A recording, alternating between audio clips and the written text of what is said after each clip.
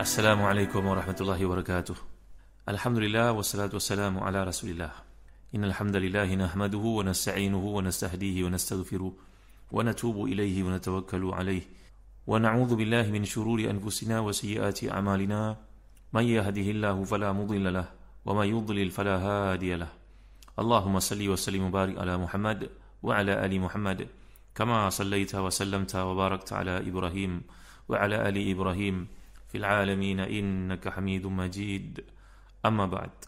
Para pendengar rancangan Lembayung Al-Quran yang dimuliakan Allah sekalian, kita masih lagi membincangkan ayat 55 hingga 57 daripada surah Ar-Rum. Bagi tuan-tuan memiliki tafsir Ibn Katsir, turun muka pada jilid yang ke-7, muka surat 260, ayat ke-55, 56 dan 57. A'udzu billahi minasyaitonir rajim. Wa yawma taqumu sa'atu yuqsimul mujrimun ma labithu ghaira sa'ah kadzalika kanu yufakun. Wa qala alladhina utul ilma wal imana laqad labithtum fi kitabillahi ila yaumil ba'ts fa hadha yaumul ba'ts ولكنكم كنتم لا تعلمون فيومئذ لا ينفع الذين ظلموا معذرتهم ولا هم يستعتبون. Sadaqallahul azim. Dan pada hari terjadinya kiamat, bersumpahlah orang-orang yang berdosa, mereka tidak berdiam dalam kubur melainkan sesaat sahaja. Seperti demikianlah mereka selalu dipalingkan dari kebenaran. Dan orang-orang yang diberi ilmu pengetahuan dan keimanan, mereka berkata kepada orang-orang kafir, sungguhnya kamu telah berdiam dalam kubur ini menurut ketetapan Allah sampai hari kebangkitan. Maka inilah hari kebangkitan itu akan tetapi kamu selalu tidak meyakininya. Maka pada hari itu tidak bermanfaat lagi bagi orang-orang yang zalim permintaan uzur mereka, dan tidak pula mereka diberi kesempatan untuk bertaubat lagi. Dan telah saya terangkan pada kuliah yang lalu, seperti kata Syekh Dr. Imaduddin Khalil, bahawasanya bila Allah menurunkan surah Al-Hadid bagi membangkitkan jati diri Muslim, persiapan mereka untuk jadi bangsa yang mempunyai kepimpinan dan kreatif, inovatif dalam apa yang mereka lakukan. Mudah-mudahan anak-anak kita, dan kita melihat apa yang ditularkan tentang kejayaan, pencapaian negara China yang hebat, kita juga memberi penumpuan kepada anak-anak kita yang bakal menjadi pemimpin masa hadapan terhadap perkara-perkara semikian, bahawa mendedahkan mereka tentang rahsia kejayaan orang terdahulu dan petua kemenangan, pentadbiran yang sebenar pada kacamata Islam yang merupakan bangsa yang diredai oleh Allah. Dalam surah Rum, di sebalik surah Rum ini kaitannya surah Al-Hadid. Al-Hadid berarti kreativiti, inovasi yang mereka capai, dan surah Rum ni menceritakan tentang kepimpinan. Masakan Allah menurunkan satu surah yang telah pun ditauqifkan namanya sedemikian, melainkan di situ ada rahsia yang Allah kehendaki untuk kita dalami, iaitu kepimpinan ni mesti asasnya datang daripada akidah dan ditadbir dengan akhlak seperti yang kita pelajari di sini. Maka alangkah ruginya si kafir dalam gambaran yang dikemukakan oleh Quran ini, kejahilan mereka, penyembahan mereka pada hawa nafsu dan berhala yang sebenarnya mereka sembah itu bukan patung itu saja, sebenarnya hawa nafsu mereka. Dalam keadaan mereka mengetahui kebenaran tapi tidak mengapa tidak mengikutinya, kerana ia bercanggah dengan hawa nafsu. Sebab itu orang menyembah selain daripada Allah ni sebenarnya menyembah nafsu syahwat dia sebagai Tuhan sebenarnya. Jadi demikianlah Allah gambarkan kadzalika kanu yufakun. Begitulah mereka ni dipalingkan dari kebenaran. Wa qala alladhina utul ilma wal iman laqad labistum fi kitabillahi ila yaumil ba'ts fa hadha yaumul ba'ts walakinnakum kuntum la ta'lamun. Demikianlah mereka dipalingkan dari kebenaran, dan orang-orang yang beri ilmu pengetahuan dan keimanan berkata kepada orang kafir, sesungguhnya kamu telah berdiam dalam kubur mengikut ketetapan Allah sampai hari kebangkitan. Kamu rasakan pendek, tapi sebenarnya semua ketetapan daripada Allah yang bersifat dengan segala kebijaksanaan, ilmunya yang meluasi segala-gala, meliputi segala sesuatu. Jadi kata-kata yang maksudkan sini orang yang beriman, yang diberi ilmu pengetahuan agar menjawab kata-kata ataupun alasan orang-orang kafir itu, dan berkata dengan jawapan yang penuh dengan hujah yang konkret. Mereka berkata ketika orang kafir bersumpah tidak tinggal kecuali sekejap sahaja, sungguhnya kamu laqad labistum fi kitabillah, sungguhnya kamu telah berdiam dalam kubur ni menurut ketetapan Allah. Maksud di sini antara lain yang dikemukakan oleh para ulama tafsir, waqal ladzina utul ilma wal iman, mereka yang diberi ilmu dan juga diberi iman oleh Allah SWT.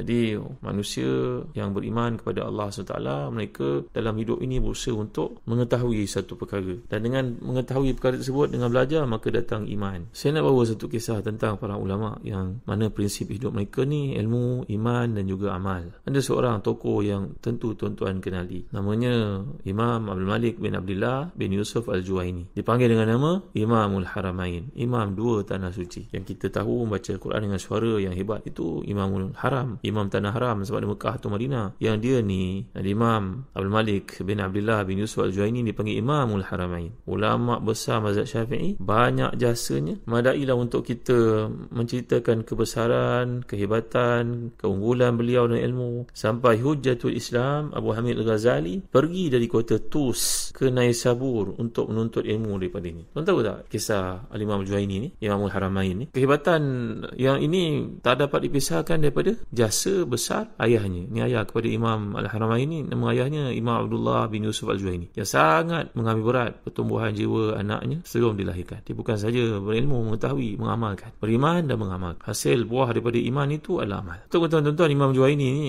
sejak bernikah, dia selalu memastikan nafkah yang diberikan kepada isinya benar-benar halal dan bersih. Kita yang bekerja dalam mana segmen sekalipun, jabatan kerajaan ke, swasta ke, kita daftar je masuk pukul 7.30 tu, adakah kita duduk di situ atau keluar merayau-rayau dulu? Macam mana kedudukan ski yang kita bawa pulang itu, tuan-tuan ya? Nanti pukul 10 keluar lagi, maka deringan telefon pun tak ada layan sebab orang sedang sibuk, rupanya sibuk perkara yang tak sepatutnya. Tuan-tuan, orang yang ada ilmu dan beriman ini seperti hebatnya Imam Juwaini. Dia begitu memastikan isinya makan yang halal. Setelah anaknya lahir, beliau tidak pernah mengizinkan seorang pun menyusukan anaknya melain daripada isinya. Ini bagi memastikan tubuh anak itu tidak bercampur dengan sesuatu yang tidak dipastikan kehalalannya. Kata Ibnu Khilikan dalam kitabnya Wafayatul Ayan, bahawa satu hari ayah Imam Al-Haramain ini pulang dari kerja, dia melihat isinya sedang sakit dan dia melihat seorang jirannya sedang menyusukan anaknya yang sedang menangis. Menyusukan anaknya, ini Imam Haramain lah, guru pada Imam Ghazali ni lah. Dia melihat jirannya menyusukan anaknya pada jirannya, kenalannya, kawan kepada isinya. Dia menjadi sangat marah. Dia ambil anak dia, dia terbalikkan anak itu, baby itu ditekan perutnya, dimasukkan jari ke dalam mulutnya, suruh muntah balik semula apa yang telah dimakan itu. Juwaini berkata, ni bapa kepada Imam Haramain inilah, bapa kepada tuan guru kepada Imam Ghazali inilah, saya lebih suka melihat anak ni mati daripada tubuhnya dirosakkan dengan satu susu yang saya tidak tahu daripada mana diambilnya, daripada mana penghasilannya, daripada mana sumbernya, walaupun itu merupakan jirannya. Lebih kurang begitulah kisah yang disebut oleh Al-Imam As-Subki, Tajuddin As-Subki dan kitabnya Tabaqat Asy-Syafi'iyah Al-Kubra. Supaya kita kenal mereka menyampaikan Islam kepada kita ni mengikut sanadnya, bukan calang-calang orang. Umur mereka mungkin sama macam kita atau lebih pendek daripada seseorang kita, tapi jasanya untuk Islam begitu besar sekali. Jadi menceritakan perkara ini supaya kita sedar, ilmu disertai dengan iman dan buahnya adalah amal yang saleh. Kerana Nabi SAW pernah bersabda, Innallaha tayyibun la yaqbalu illa tayyiban. Allah itu baik, Allah tidak menerima melainkan yang baik-baik saja. Dan kamu ambil dia sumber yang haram, lepas tu kamu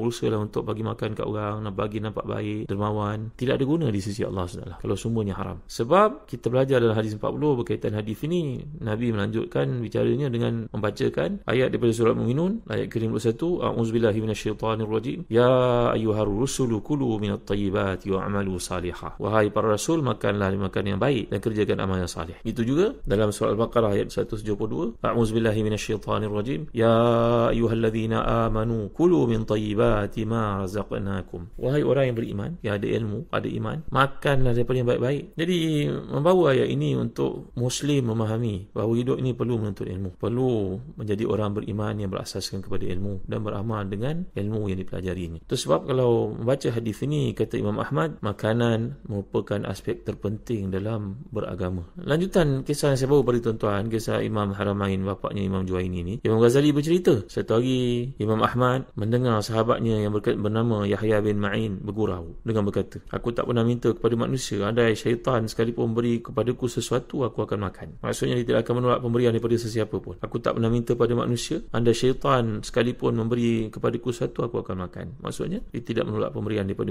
sesiapa. Mendengar kata-kata itu, Imam Ahmad menjadi sangat marah. Dia menolak untuk berjumpa dengan Ibnu Ma'in ni selama berhari-hari, sampailah Ibnu Ma'in minta maaf kepadanya, berkata, aku hanya bergurau. Imam Ahmad berkata, engkau bergurau dengan ajaran agama? Siapa mengajar engkau bergurau seperti ini? Tidak akan kau tahu bahawa makan ni merupakan hasil daripada ilmu dan iman ini sebahagian daripada agama? Jangan main-main buat macam ni. Lihat, ini kefahaman para ulama terhadap ilmu yang diikuti dengan iman dan amal. Lalu beliau membacakan firman Allah SWT daripada surah Al-Mu'minun ni, ya ayyuhar rusul kulu minat tayyibati wa'amalu salihah. Jadi kita boleh menyimpulkan tentang perkara yang namanya makanan yang halal ni kesan daripada ilmu, daripada iman, maka beramal. Bila menceritakan tentang perkara sedemikian, penting untuk kita fahami bahawa sesiapa yang meninggalkan perkara-perkara syubhat, maka sebenarnya dia telah membersihkan kehormatan dirinya. Jadi ada banyaklah kisah yang boleh kita kaitkan dengan dengan sifat orang beriman, karakter, kualiti yang ada pada mereka ni. Rasulullah SAW dan para salafus salih pun, yang kalau kita baca kisah tentang mereka, berusaha untuk memastikan makanan halal masuk ke dalam tubuh mereka. Imam Bukhari menunjukkan bahawa Rasulullah SAW pernah mengeluarkan